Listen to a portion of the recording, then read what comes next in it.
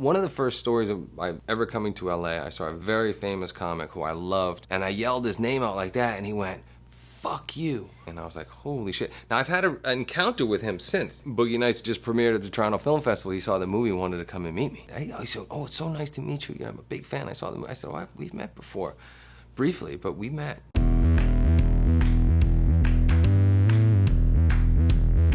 Basketball Diaries was the second film that I had acted in. It was directed by the late, great Scott Calvert, who had directed all my music videos and was really encouraging me to become an actor, something I wasn't interested at the time. But thankfully, with his persuasion and also Penny Marshall, I ended up finding movies and acting and never wanting to do anything else. I played a very angry and violent heroin addict slash high school basketball player. That was probably the movie that I worked the hardest to get the part. I had auditioned probably about 7 times. My auditions became something of a thing for people to actually come in and watch live. And then finally, once me and Leo were able to get in the room together, everybody agreed that I was the right guy for the part. Probably the most memorable for me was the scene when the guy rips us off and we chase him down and then finally catch him on the roof. I was running and jumping over different stuff and jump over this giant row of trash bags, and in one take my foot caught the edge of it and went to put my arms up to stop my fall and separated my shoulder. Still finished the rest of the scene, and then I was in a New Jersey hospital at 7 o'clock in the morning. Fear was also a movie that I was not supposed to be in or get the part. I had Renaissance Man and Basketball Diaries in the can, but neither one of them had come out yet. And Leo had actually mentioned to James Foley that he should look at me for this part. James Foley didn't know who I was, and then when Leo said Marky Mark, and then Jamie thought it was a joke and kind of laughed. He said, "No, you should really meet him. I think he'd be great in this part." I just worked with him. So I had a meeting with Jamie. We had an 8-hour meeting, had lunch, went to a bar, and then by the time I got to my house, my phone was ringing, and it was him, and he was like, "Dude, I just want to let you know. I mean, there's no way you can have this part, but I really had a good time with you. I hope we could still be friends." I said, "Dude, I wouldn't have hung out with you for more than, the ceremonial hour. If I didn't have a good time with you too, it's all good." And then he kind of felt bad and was like, "Well, maybe I can audition you for one of the guys in the gang." But the other guys in the gang didn't have enough lines to really even audition for, so I was reading the part of David McCall, but to play one of the other parts. And then after my audition, he had actually gone to the studio and said, "If you don't hire Mark Wahlberg in the lead of this movie, then I'm not going to do the movie." Every day was a blast, working with Reese and Bill Peterson and Amy and everybody. But the funny thing that happened was, I like to improvise, and so when I was screaming at the peephole, he put it in the gag reel, and when everybody saw the gag reel, they really responded to that moment. You should have allowed nature to take its course. In the end, it will anyway. So let me the fucking house! But then when Brian Grazer saw the movie, that wasn't in the movie. And Brian goes, "Hey, what happened to that thing at the People? It was like one of my favorite parts." And he goes, "Oh, no, Mark was just joking around." He said, "Well, you got to have that in the movie." And Jamie was a little reluctant, but it's one of the more memorable moments of the film. Oh, with Boogie Nights, it was different because there's been a few movies in my career that are really hard to pitch on the spot, and that was definitely one of them. I wasn't really interested in going into the world of pornography and all that stuff, and because I'd done the Calvin Klein thing, I didn't know anything about Paul Thomas Anderson, so I didn't know why he would want me for this particular movie. I kept hearing about it, and then I finally said, "Okay, I'll read it." I read the first 30 pages, I put it down, I said, "Let me just meet Paul and kind of see where his head's at." I had a meeting with him, hit it off. He said, "All right, I want you to play the part." But again, I don't think he was 100% sure, because he was like, "Let's just have a meeting with some of the other guys." So it was me, John C. Reilly, Philip Seymour Hoffman, God rest his soul, and Thomas Jane. And then, Paul pulled out the scripts, and then we all started reading and improvising and doing that whole thing. And I think that's when he was really comfortable with me having the part. Probably the most difficult to shoot and just... Yeah, painstaking was the scene with Alfred Molina with the firecrackers. I mean, we were just in this room for such a long time, and it was with the firecrackers and the intensity and all that.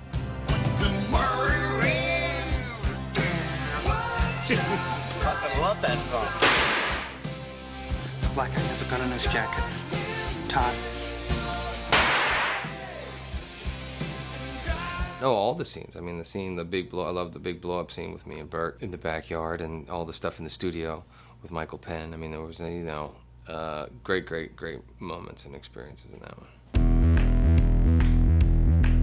With Three Kings, I got a call to meet with David O. Russell. The same agent who represented James Gray, who I did The Yards and We Own the Night with, also represented Paul Thomas Anderson, who I did Boogie Nights with, and represented David O. Russell. So it was one of those things where he said, hey, you know, you should really meet David. Loved Flirting with Disaster and Spanking the Monkey. But I was really method back then, so I was still in the whole Yards headspace, and he just kept remembering. You know, he was like, I didn't really... You know, I wanted you for the part, but then I didn't know because you were like this other part, and I didn't know if that's how you were in real life. And so we talked about the part quite a bit, and then he wanted Spike Jonze, who hadn't really acted in a film before in the studio, was giving a little pushback. So we had an opportunity to then kind of work on a lot of the scenes and put Spike and me on tape. And so I think that's where David felt more comfortable hiring me. It was kind of like a bit of a secret audition, even though he was like kind of offering me the part. He wanted to make sure that I wasn't Leo Handler from The Yards, which was a very different character. Spike Jonze was great. I mean, we had a lot of fun. Spike's a gamer. He likes to try things, and obviously fantastic filmmaker in his own right, but wonderful actor as well.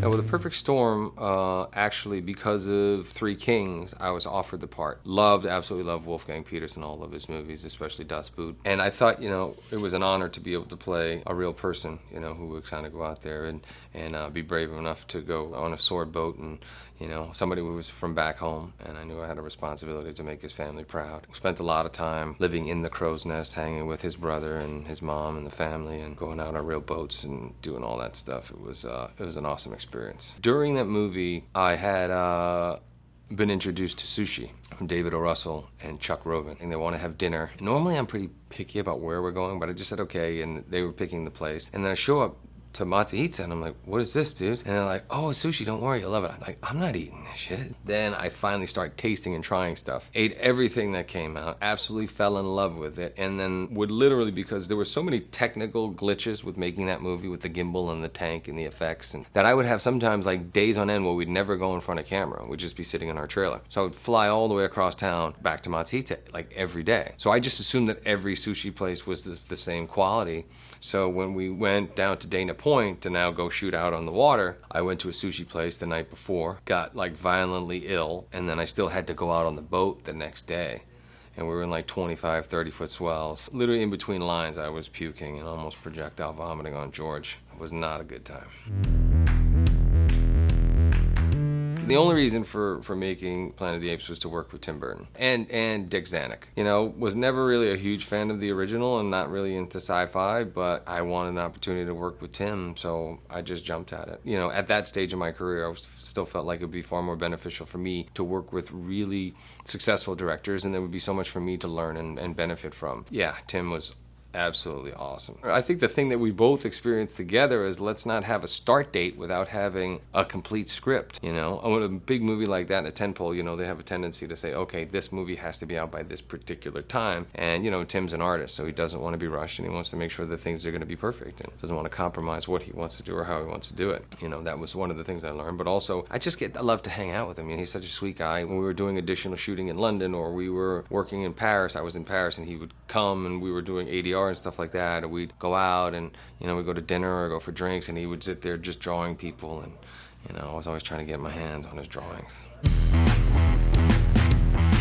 I Heart Huckabees was the second film that I'd done with David. You know, it was just awesome working with him. I mean, he was really trying to do something special and unique, and would send me off. He knows that I was a bit method. I would like things to be able to research and prepare, and he would have me listen to Uma Thurman's dad and the Jewel Tree and all these different philosophies about life and everything. And it was, for me, it was an awesome experience. My daughter was born during the filming, and we were just off doing our thing. Had a great time, I think, working with Dustin and Jason and Lily and Isabel and Naomi and Jude. It was a lot of fun. And also I met Gare on that movie, and Jonah Hill did his first scene when he was at the dinner table. What happens in the meadow, it does. Nothing.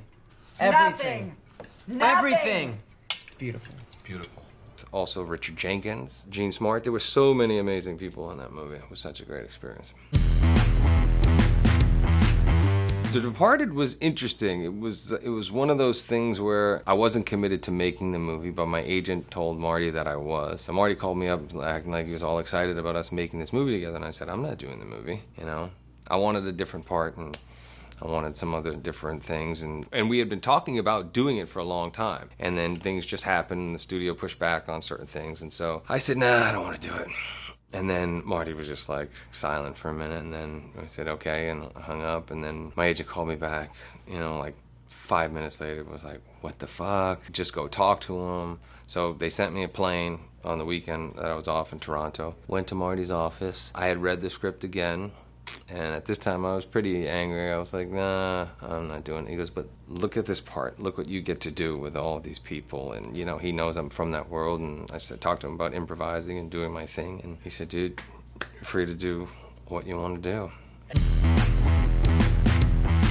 Well, The Fighter was one of those ones where it was like just constantly an uphill battle to get made. The movie, I think, was originally supposed to be made in 2006. There have been a number of directors on the project. Darren Aronofsky was one. Brad Pitt at one point was attached, then Matt Damon, and the movie just kept falling apart. I had already committed to the movie and training and all that stuff. I remember reading the script the first time, and I was like, I just started getting crazy, and I was like, okay, this is the movie. I had wanted to do a boxing movie before with Robert De Niro, where he was going to play Angelo Dundee, and I was playing a fighter from East Boston named Vinnie Curto, and that movie fell apart, and I was determined to kind of like do my boxing movie. So when The Fighter came, I was just like, okay, I just started training and I never stopped, but the movie kept falling apart. Then we would find another director, and finally I just went to the studio and I was like, guys, you got to let me do this, you know. Pull the movie out, I'll finance it. It was a bit of an uphill battle to get the director that I wanted, but David and I had such a great relationship. Every time we were talking to another director, we were kind of going down the road with somebody else, he'd just call me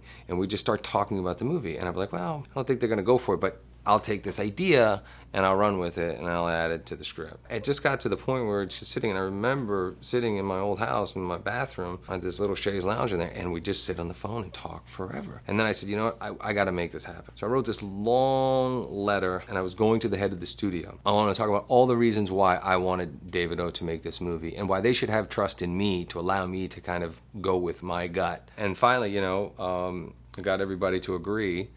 And David was able to show everybody what kind of talent he has. It was one of those things. I promised Mickey Ward I was going to get the movie made. Promised Dickie. I promised Alice. And I wanted to show people that Lowell got a really bad rap. Lowell is one of the great industrial towns of America. And just because of the documentary High on Crack Street, it gave Lowell a very bad reputation. You know, Lowell's a great, great, great place. And, you know, it was important for me to get it done. Well, the thing about Ted is very similar to Boogie Nights. It's an extremely difficult movie to pitch. I mean, you know, as soon as somebody says a guy and a teddy bear, you know, buddies that smoke weed, I'm like, no, not happening. And my agent also represented Seth, so I'm thinking, okay, well, he's just jamming me on a movie for another client. But I started hearing from other people at other agencies, and they were like, no, you got to read this thing. It's really cool. So I read it, kind of forget that, you know, you're talking about a teddy bear. It's just like this great buddy comedy. So I met with Seth, really hit it off with him, saw the kind of test of the bear, which looked cool and believable and real, and then went and made the movie. You know, it's the largest, highest grossing R comedy of all time. And it was one of those things where you just had to take a swing, you know, have faith in what we're doing and really commit. You know, my favorite scene in the movie, there's many, but certainly the white trash names, because I thought it was one of those things where here I am having to learn 50 names that really connect to nothing. I just didn't think it would be in the movie. So I said to Seth, I was like, well, what if we kind of do it like we and him always play these games, and I could just spit them off rapid fire. Nikki, Kelsey, Shauna, Jolene, Earlene, Claudine, Savannah, Casey, Dolly, Kendra, Kylie, Chloe, Devin, Emily, fucking Becky? Nope. Wait, was it any one of those names with a Lynn after it? Yes. Oh, I got you, motherfucker. I got you. Okay. Brady Lynn, Heather Lynn, Tammy Lynn. Fuck! So it was one of those things that ended up being really cool. I have to talk about the other guys just because it's my first comedy. I wanted to do comedy for a long time. You know, there are comedic elements and performances that I've done, but never done a full-blown comedy. I did the kind of scene with Steve Carell and Tina Fey in Date Night, but that was just a little thing to kind of get my feet wet. I met with a lot of comics, and I was like, I don't know. When I met Will Ferrell and Adam McKay, everything changed. These guys were just so cool, so sweet, so funny. 2 minutes into the dinner, I was like, I'm in. They were like, we haven't even told you the story yet. I said, I don't give a shit. Whatever you want to do, I'll do it with you guys. And they were like, okay, well, can we tell you the story? I was like, sure. And then they told me the story of these two cops, and I was just laughing hysterically. And then literally 3 months later, I get a script. And then another 3 months, we're on the set and we're shooting. And I was a little shy at first, and that I love to improvise, but you know, I mean, they were encouraging me to get really crazy. So I said, dude, once I get crazy, it's like hard to stop me. And I didn't want to like rub people the wrong way, right? But they never told me to stop. They always encouraged me to do more and try more. Every scene we went crazy. I mean, the stuff with Will and I arguing about a lion and a tuna, I mean, me throwing hot coffee on all that stuff. But the scene that I think they thought I was going, they didn't know where I was going with it, was the scene with Ava Mendez. I'm like, who's that? Who are you? I'm Dr. Sheila Gamble, his wife. Come on, seriously, who is that? His old lady. Sweetie, it's a workstation. Got it. You come in here dressed like a hobo. It's distracting. I know you're working. I'm so sorry. Come on. Seriously. Come on, what? Who is that? And I just keep trying to talk to her, and Will just keeps trying to talk to me, and then I keep like going back and trying to hug her and kiss her and all that stuff. Those were the scenes that they thought I was going a little bit too far, but I think those were the ones that were, because it was just this whole obsession of like, how does this guy get this girl? You know, there's no fucking way. But great time. Loved working with those guys. I mean, everybody who was involved in that movie, even Dwayne and Sam. I remember the first time that Sam yelled at Will. I mean, Will genuinely got so scared, but oh, it was so funny. Yeah, Mile 22 was cool. It was one of those things where Pete and I were making a movie. We'd made 3 movies, all true stories, all about kind of like tragic situations and having to deal with that. The first idea was, let's just do something different, that we don't have to like walk so gingerly. Let's have some fun, do something crazy. And then originally I was just gonna play kind of like the bad guy. I was gonna be in the movie for like 2.5 weeks, and then it evolved to kind of being Silva's story over time. But yeah, it's a lot of fun. It was amazing kind of learning about this world that a lot of people don't know exists, and these people that do some pretty shady stuff to protect our country. And they're out there and they don't get the kind of parades and the welcome homes. But, you know, branch of the CIA, these are the guys that go out there and really get their hands dirty. And in a situation where you have an uprising or something like that in a third world country, he kind of has no rules, and he'll decide who lives and dies and what happens in between. It was a lot of fun talking about the different roles and kind of looking back at my career. I've always just tried to take it one part at a time. Coming from music and trying to pivot into acting was not something that a lot of people were successful at. And you know, for me, it was definitely a marathon, not a sprint. I get at it like I just started, baby. And I feel like, you know what? If I keep doing the right thing and working hard, I can have a career in this business. That's how I look at it.